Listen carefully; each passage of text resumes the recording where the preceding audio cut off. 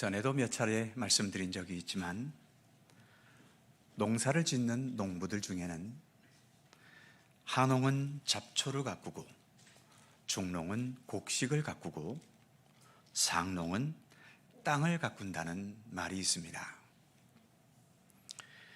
농사의 목적은 곡식을 수확하는 거니까 곡식을 많이 수확할 수 있는 사람이 오히려 상농이어야 하지 않을까요?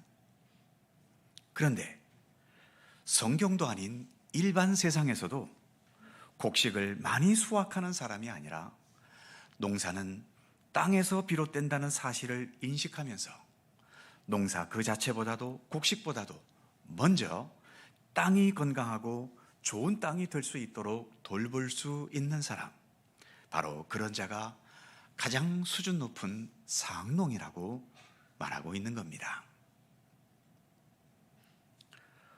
고기를 잡는 어부들도 제대로 된 어부들은 금어기 기간을 정해놓고 그 기간에는 고기를 잡지 않습니다. 그리고 무조건 많이 잡기 위해 저인망식에 소위 싹 쓸어가는 방법이 아니라 정치망이나 통발처럼 숫자도 적절하게, 고기 크기도 적절하게 잡으려고 하지요. 고기를 많이 잡는 것도 당연히 중요하지만 그보다 먼저 바다가 살아 있어야 하는 게 더 중요하다는 것을 알고 있기 때문인 겁니다. 지금의 시대를 보통 무한 경쟁 시대다라고 말하지요. 무한 경쟁, 참 메마르고 얼마나 삭막한지 우리의 현실을 그대로 대변해 주는 말입니다. 그런데 치열한 경쟁 속에서 얼마나 더 좋은 결과가 있을는지 모르겠지만, 그러나 치열한 경쟁 속에서는 언제나 건강한 미래가 보이는 것은 아닙니다.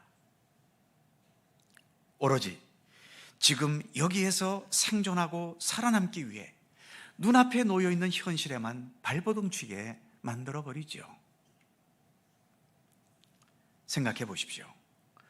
무한 경쟁에 물든 농부나 어부가 땅과 바다를 염려하면서 수확을 줄일 용기를 가지겠습니까? 무한 경쟁에 뛰어든 기업이 환경오염이나 정직한 거래관계를 생각하면서 생산을 줄이거나 손해를 볼 용기를 가질 수 있겠습니까? 지금 이 시대는 기후변화를 넘어서서 기후재앙에 이른 수준이지요. 무한 경쟁에 치닫다 보니 모든 자연 만물의 생명력, 그리고 더 나아가 건전하고 정직하고 따뜻한 삶의 방식과 문화의 생명력을 생각할 겨를이 없었던 겁니다. 그 무한 경쟁에서 앞서간 일부 소수 사람들은 거부가 되고 또 높은 세상의 지위를 쟁취해가면서 성공했다고 자랑할지 모르지만, 세상은 그만큼 더 망가져가면서 점점 생명력을 잃어가고 있고, 그래서 이제는 모두가 함께 공멸해가는 과정을 향해 가고 있다고 말들을 합니다. 그래서 이제는 많은 사람들이 죽음을 향해 가는 이 지구를 다시 살리고 우리의 올바른 삶의 문화를 위해서 여러 생명운동과 회복운동을 펼쳐가고는 있습니다만, 아직도 무한 경쟁에 매달리거나 집착하는 사람들이 여전히 더 절대 다수이기 때문에 과연 지구 환경의 미래, 우리의 삶과 문화적인 환경의 미래는 그다지 긍정적으로 보이지만은 않습니다. 지금 우리는 이런 환경 속에서 예수 그리스도를 믿고 있지요. 과연 우리는 이런 세상에서 어떤 마음가짐으로 믿음의 길을 가야 할까요? 땅이야 망가지든 말든 하나님께서 우리를 도와주셔서 곡식을 많이 거두게 해달라고 기도해야 될까요? 바다가 생명력을 잃어버리든 말든 늘 내 배에는 고기가 늘 만선이 될 수 있도록 나를 도와주시고 축복해달라고 그렇게 간구해야 할까요? 여러분들께서 생각하시기에 우리가 믿고 따르고 있는 이 기독교 신앙을 농부로 비유하자면 잡초나 가꾸는 한홍이 되기 위한 신앙이라고 생각하실 분은 없으시겠지요. 그렇다면 복을 많이 받아서 곡식을 많이 수확할 수 있는 부유하고 성공적인 중농이 되기 위한 신앙이 우리 기독교 신앙일까요? 아니면 곡식도 수확해야 하지만 땅을 먼저 살려야 한다는 마음가짐으로 땅을 가꾸고 돌보는 상농이 되기 위한 신앙일까요? 지금 우리가 걷고 있는 이 기독교 신앙의 길은 어떤 농부가 되기 위해 가고 있는 길인 것입니까? 오늘 우리에게 주어진 본문인 시편 119편은 장장 176개 절에 이르는 성경에서 그야말로 타의 추종을 불허하는 가장 긴 절을 가진 시편입니다. 그런데 그 모든 내용은 오직 한 가지죠. 여호와 하나님의 말씀에 대해서 찬양하고 있습니다. 하나님의 말씀도 이 시편 119편에서는 여러 가지로 표현하고 있죠. 오늘 우리가 읽은 짧은 8개의 말씀에서도 보면 하나님의 말씀이 여러 가지로 표현됩니다. 먼저 1절에 보면 여호와의 율법, 2절에서는 여호와의 증거들, 3절에서는 주의 도, 4절에서는 주의 법도, 5절에서는 주의 율례, 6절에서는 주의 모든 계명, 7절에서는 주의 의로운 판단, 그리고 8절에서는 앞부분 5절에서와 같이 주의 율례, 이렇게 여러 다양한 말로 하나님의 말씀에 대해 언급합니다. 먼저 1절 말씀을 보면 행위가 온전하여 여호와의 율법을 따라 행하는 자들은 복이 있으며, 이어지는 2절도 보면 여호와의 증거들을 지키고 전심으로 여호와를 구하는 자들은 복이 있도다. 이처럼 복이 있으며 복이 있도다, 이렇게 복이 있다는 말로 시편 119편은 시작합니다. 그런데 세상에서의 복처럼 부귀한 자, 성공한 자, 번영하는 자, 인생의 즐거움이 많은 자, 무병장수하는 자, 이런 자들이 복이 있다라고 말하지 않고 여호와의 율법을 따라 행하고 여호와의 증거들을 지키고 여호와를 전심으로 구하는 자들이 복이 있다고 말하고 있지요. 어떻습니까? 여러 성도님들께서는 오늘 시편이 주장하는 이 내용에 전적으로 공감하시며 동의하십니까? 2주일 전에 마태복음 5장 8복의 말씀을 우리가 주일 예배 때 생각했었죠. 심령이 가난한 자가 복이 있다. 애통하는 자가 복이 있다. 온유한 자, 의에 줄이고 목마른 자, 긍휼히 여기는 자, 마음이 청결한 자, 화평하게 하는 자, 의를 위해 박해를 받는 자, 이런 자들이 복이 있다고 예수님께서 말씀하셨지요. 하지만 많은 사람들이 예수님의 이 말씀을 들을 때 그게 왜 복이지? 가난하고 애통하고 목마르다는데 그걸 왜 복이라고 말하는 거지? 이렇게 수긍하지 못하는 사람들이 있었던 것처럼 사실 오늘 시편의 이 1절과 2절의 말씀도 그렇게 쉽게 수긍되지는 않습니다. 특히 무한 경쟁에 뛰어들게 되어서 삶의 여유라고는 조금도 찾아볼 수 없는 사람들일수록 여호와의 말씀을 따르고 여호와의 말씀을 지키고 하나님을 구하는 자가 복이 있다는 이 말씀은 수긍하기가 더욱더 어려워질 수밖에 없는 거죠. 그런데 이 자리에 계신 여러 성도님들은, 우리들은 예수님을 믿는 사람들 아닙니까? 예수님을 믿는다는 것은 믿지 않는 여러 일반 사람들보다도 영적인 촉수가 좀 더 예민한 사람들이라고 할 수 있죠. 대부분이 이 세상의 현실이라는 한계에 갇혀서 그 이상을 생각할 여유를 가지지도 못하는데, 그런 사람들에 비하면 예수를 믿는 사람들은 현실을 뛰어넘어서 이 모든 현실을 주관하시는 하나님, 더 나아가 이 모든 세상 만물을 창조하신 하나님, 그리고 그 하나님의 말씀이 육신이 되셔서 우리 가운데 함께 하시는 예수 그리스도를 생각할 줄 알고 또 믿고 더 나아가 따를 수 있는 영적인 감각을 가진 사람들인 거죠. 영적인 감각을 가졌다는 것은 우리의 삶을 그냥 눈으로 보이는 대로만이 아니라 보다 더 깊은 차원, 보다 더 근본적인 차원을 볼 줄 알고 생각할 줄 안다는 의미이기도 한 것입니다.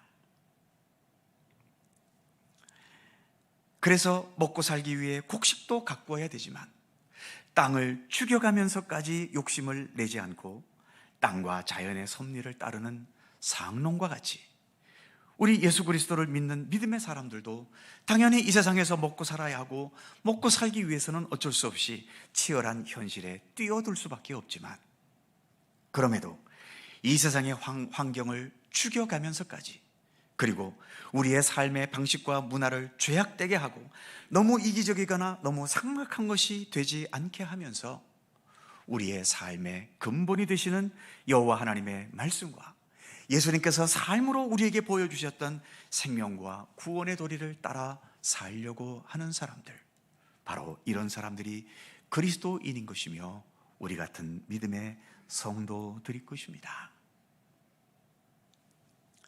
반복하는 말이지만 상농에게는 곡식보다도 땅이 먼저입니다. 마찬가지로 믿음의 사람에게는 재물과 권세와 내 야망, 이것들이 당연히 우리에게는 중요합니다만, 그러나 이보다도 하나님의 말씀과 뜻이 먼저입니다. 하나님의 말씀과 뜻과 하나님의 손길과 섭리가 우리 가운데 먼저 살아 있어야 내가 진정 살아있는 것답게 살아갈 수 있다는 것을 알고 깨닫기 때문이지요. 그래서 이 시편의 시인은 그 무엇보다도 여호와 하나님의 말씀을 따르며 사는 것이 복이다라고 시편을 시작하면서 가장 첫 부분부터 자신 있게 또 당당하게 외칠 수 있었던 것입니다. 그리고 여호와 하나님의 말씀과 뜻을 따라 살아가는 것이 때로는 이 거친 세상에서 우리를 더 힘들게 하기도 하고 어려워지기도 하고 세상에 찌든 사람들로부터 무시당하거나 외면을 당하기도 하지만, 땅이 먼저 살아야 곡식도 살 수 있다는 것을 인식할 수 있는 상농들처럼 하나님의 말씀이 우리 가운데 살아 있어야 우리도 진정한 사람다운 사람으로 살 수 있다는 것을 이 시인은 분명히 깨달았던 것입니다. 그리고 그 깨달음을 이렇게 본문에서처럼 시로 표현하며 노래하고 있는 것이죠.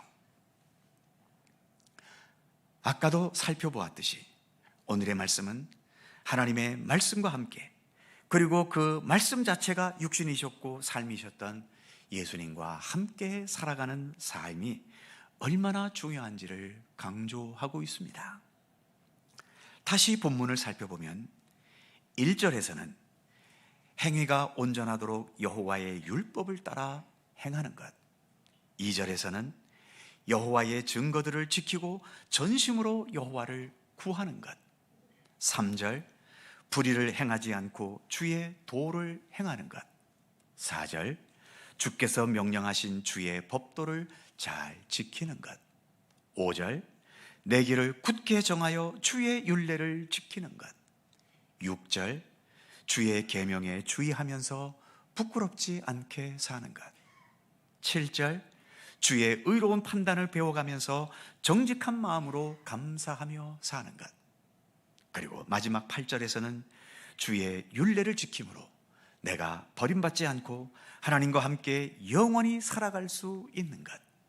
이렇게 매절 모든 절마다 여호와 하나님의 말씀과 함께 살아가는 삶의 중요성을 계속 다른 표현을 써가면서 반복하며 본문은 강조하고 있는 것이죠.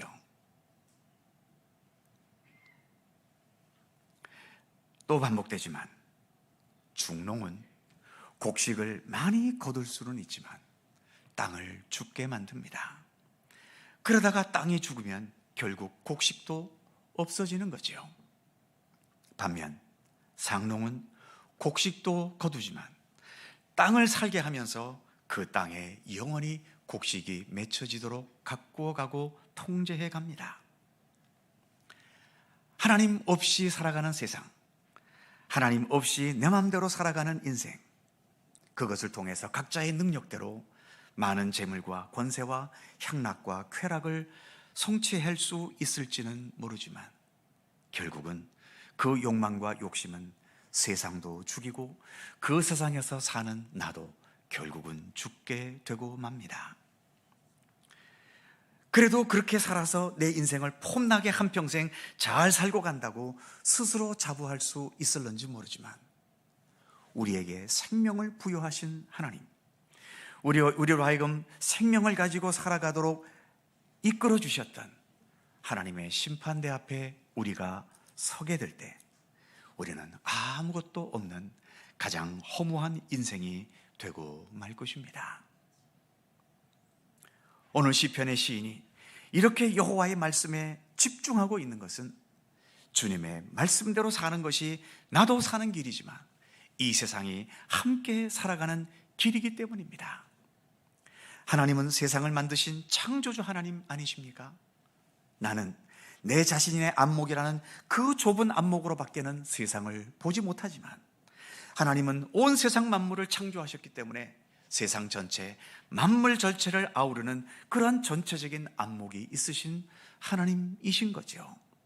그러니 당연히 그 하나님의 말씀과 뜻에 따라 살아가는 것이 나뿐만이 아니라 이 세상을 함께 살게 하는 길인 것입니다. 오늘 시편의 시인은 그 안목을 가지고 오늘의 시편을 노래하고 있는 것이죠. 우리는 오늘 본문을 노래하고 있는 이 시편의 안목과 그리고 그 사명감을 가지고 예수님을 믿고 따르는 신앙의 길을 가야 하는 것입니다. 결론적으로 2절 말씀을 보면 우리들은 여호와의 말씀과 증거들을 지키려고 하는 사람들입니다. 그리고 지금도 전심으로 여호와를 구하려 하는 사람들이지요. 그래서 우리는 복이 있는 하나님의 백성들입니다. 더 나아가 그 하나님의 말씀이 육신이 되셔서 우리 모두에게 길과 진리와 생명이신 예수 그리스도를 따르는 그리스도인들인 것입니다. 기도하겠습니다. 사랑과 은혜가 풍성하신 하나님, 참된 생명의 길과 도리는 사람의 생각과 욕망에 있는 것이 아니라 오직 온 세상을 창조하신 우리 하나님께 있음을 믿습니다. 그래서 하나님의 말씀은 곧 이 세상의 참되고 완전한 진리이시며 말씀이 육신이 되셔서 우리 가운데 거하신 예수 그리스도께서 우리 모든 인간들의 완전한 길과 진리와 생명이 되심을 또한 믿고 고백합니다. 오늘 본문의 시편의 시인과 같이 여호와 하나님의 말씀과 뜻을 따라 살아가는 것이 참된 복임을 우리도 확신할 수 있게 하시고 주님의 말씀과 더불어 살아가는 말씀의 삶이 되게 하시며 비록 세상 한복판에 살지만 세상 것에 너무 얽매이거나 집착하거나 매달리지 않도록 붙들어 주시고 오직 세상을 주관하시는 우리 하나님의 뜻과 섭리에 순종하고 따를 수 있는 믿음의 의지로 살아갈 수 있도록 우리를 인도하여 주옵소서. 전심으로 여호와를 구하는 믿음의 삶이 되도록 우리 가운데 함께하여 주옵소서. 감사드리며 우리 구주 예수 그리스도의 이름으로 기도드립니다. 아멘.